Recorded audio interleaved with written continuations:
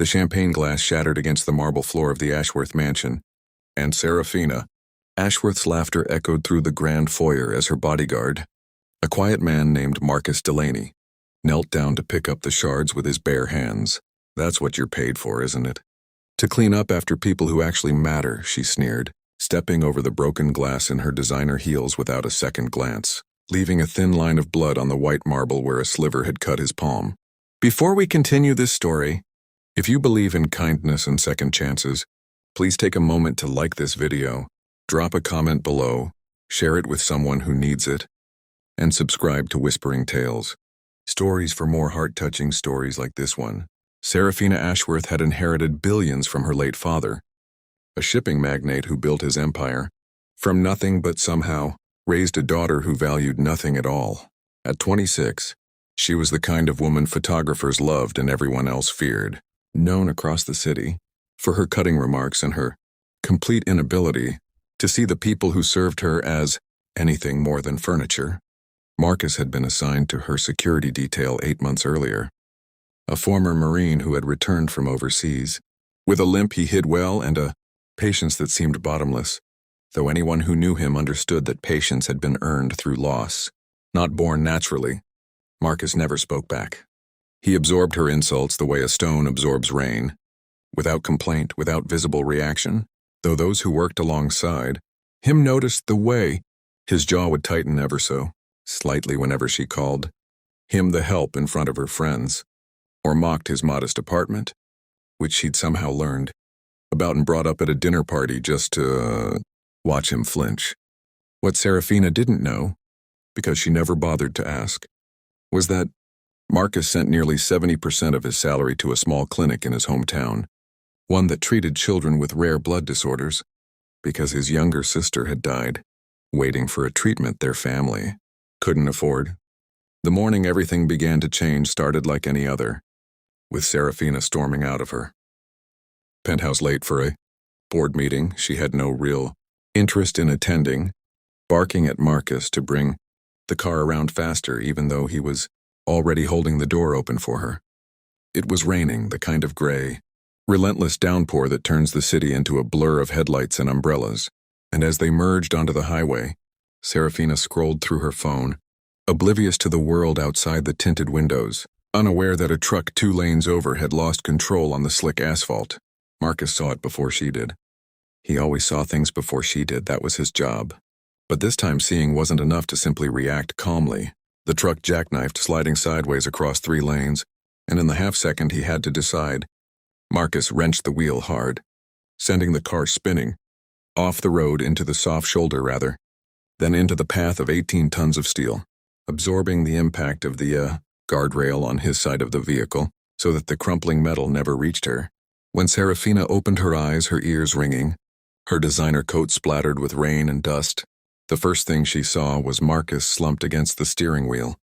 blood trickling from his temple, his left arm bent at an angle that made her stomach lurch in a way she hadn't felt in years, if ever. For a moment that stretched impossibly long, she simply stared, frozen, because some distant part of her recognized that this man, the one she had humiliated 100 times, had just chosen her safety over his own body without a single second of hesitation. She was the one who called the ambulance, her hands shaking so badly she could barely hold the phone, and she was the one who rode with him to the hospital, refusing to let the paramedics separate them, gripping his uninjured hand the entire way while he drifted in and out of consciousness, murmuring something about keeping her safe even in his delirium. It was in that sterile, fluorescent-lit hospital hallway, sitting alone on a hard plastic chair still wearing her rain-soaked designer coat, that Serafina Ashworth had her first real moment of reckoning, replaying every cruel word she had ever thrown at a man who had apparently been willing to die for her without expecting a single ounce of gratitude in return. The doctor said Marcus would recover, though his shoulder would need surgery and months of physical therapy, and in the waiting room Serafina overheard 2 nurses discussing his file, mentioning almost in passing that he had no emergency contact listed, except a clinic address, and that his medical records showed he'd been declining his own company's supplemental health coverage for years to save money elsewhere. She asked why, and one nurse, not realizing who she was speaking to, mentioned that Marcus's sister had died years ago from a condition that could have been treated if her family had been able to afford it in time, and that he'd apparently been quietly funding a children's clinic in his hometown ever since. Determined that no other family would face what his had faced, something cracked open in Serafina that night. Something that had perhaps been cracking slowly for years beneath the armor of wealth and arrogance she'd built as protection against a childhood spent being raised more by nannies and accountants than by parents who had time for her. She realized, sitting in that hospital hallway at 3 a.m, that she had spent her entire adult life surrounded by people and utterly, completely alone, while a man she had treated like garbage had quietly spent his own resources trying to save children he would never meet. Over the following weeks, as Marcus recovered, Serafina visited him every single day, something that shocked the household staff and made Marcus himself deeply uncomfortable at first, certain it was some kind of performance or fleeting guilt that would fade once the news cycle moved on. She brought him books instead of flowers because she'd learned he loved history. She sat quietly instead of talking over him, and she never once brought a photographer or mentioned the visits to anyone in her social circle, which was perhaps the clearest sign that something in her had genuinely shifted. She asked him hesitantly, one afternoon while he was working through his physical therapy exercises, about the clinic, and when he finally told her the full story of his sister, his voice breaking in a way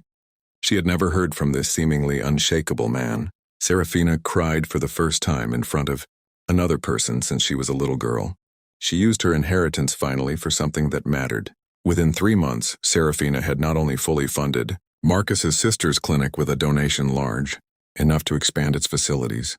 and treat children from across the region, but she had established a foundation in her father's name dedicated to covering medical costs for families who couldn't afford rare disease treatments, insisting that Marcus sit on its board because, as she told him, he understood what the money actually needed to accomplish far better than she ever could. The transformation didn't happen overnight, and there were still moments where her old sharpness would surface, old habits of dismissiveness she had to consciously catch and correct. But the staff at the mansion began to notice a woman who said, "Thank you," who remembered names, who no longer walked past people as though they were invisible. Marcus eventually returned to his position, though their relationship had changed into something neither of them could quite name.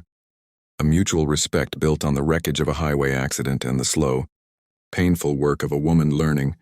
to see other people as fully human for the first time in her life. Serafina never forgot the sight of him slumped against that steering wheel, blood on his temple, having given his body as a shield without a second's hesitation for someone who had never once thanked him,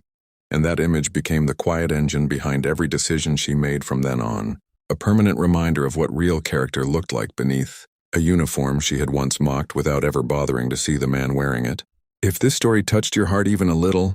please consider liking this video and leaving a comment to let us know, because it truly means the world to us and helps this channel keep bringing you stories like Serafina and Marcus's. And before we close this chapter, if you're watching this story and it moved something in you, we would love for you to type the word grace in the comments below,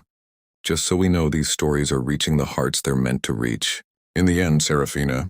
Ashworth learned what her father's fortune had never been able to teach her, that true wealth isn't measured in the size of an inheritance, but in the willingness to see the quiet sacrifices of the people around us, the ones who protect us, serve us, and sometimes save us, long before we ever think to ask what their own lives might be carrying, and that the greatest transformation of all is the moment we finally choose kindness over the cruelty that once felt so easy.